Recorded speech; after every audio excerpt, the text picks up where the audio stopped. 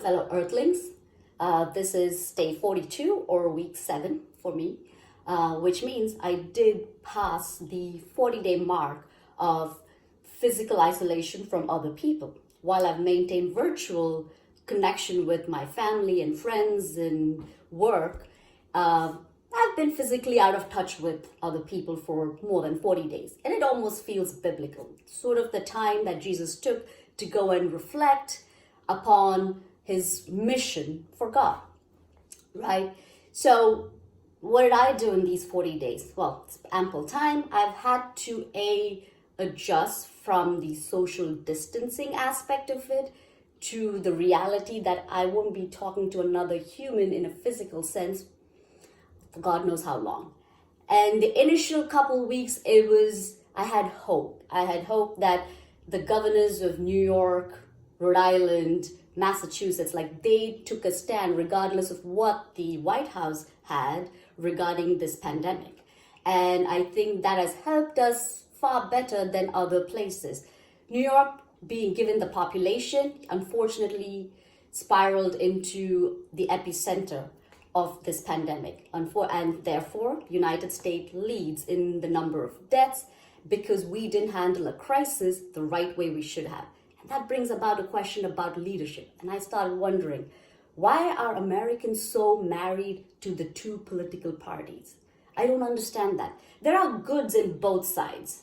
And like there are certain things about the Republican Party, which, for instance, you shouldn't be giving free handouts perpetually. Good policy, I agree with that. At the same time, I don't agree with the abortion influence. Like that's a personal topic with a woman and her family.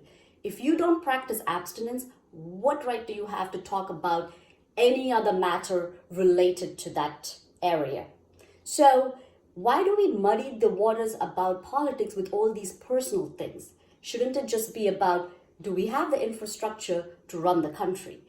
Do we have enough and sustenance in the economy so that everybody can live a decent life?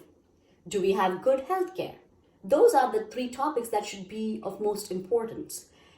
Instead, the two parties get into the fringe, and right now we've got the worst situation in our politics. And I don't think that's what our founding fathers really wanted. That's why they gave a constitution that would override individual people. Unfortunately, looking at all the news that I see today, and partly the news media is to blame for this, they sensationalize the politics. They should have just been, their role actually in this whole thing should be just purely just to report information. Let the people make their judgment. So why are people so married to Trump and his supporters, or hate him just as much? It's very bipolar when it comes to him. And it's unfortunate because I think perhaps it's time to relook at how a president is chosen. I think the president should be neutral, do not belong to any party, because then you can think logically and you can have empathy for the whole population without worrying about personal agendas. It's about time, I think, this whole pandemic should be a wake-up call. We all have had enough time to go through the storm, each of us suffering in our own ways. And unfortunately, a lot of people have lost lives. I know personally folks who have been affected by the virus, and I know friends of whom people have lost to this virus. That's unfortunate. Why did a great nation like America get to that point? Because we took the eye off the ball. We got too entangled with personal agendas and moronic ideologies rather than what it means to sustain as a human society. We probably got too complacent. It's about time to think about this. I think people should set aside their marriage towards the politics and think about people who can make a difference.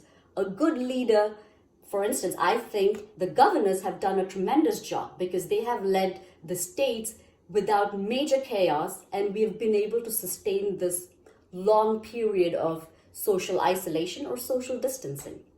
Hopefully, at the end of this, people will have time to think about what matters the most. Think about all the people who selflessly sacrificed their time so that we could live our lives. The healthcare workers, the people who deliver, the grocery stores. Maybe we should think about their benefits and start thinking about how to help this overall country, not just on the Wall Street. So therefore, people think a little bit more about what your actions do and make the right choice. At the end of the day, we have to live with the choices we make. All right? Peace.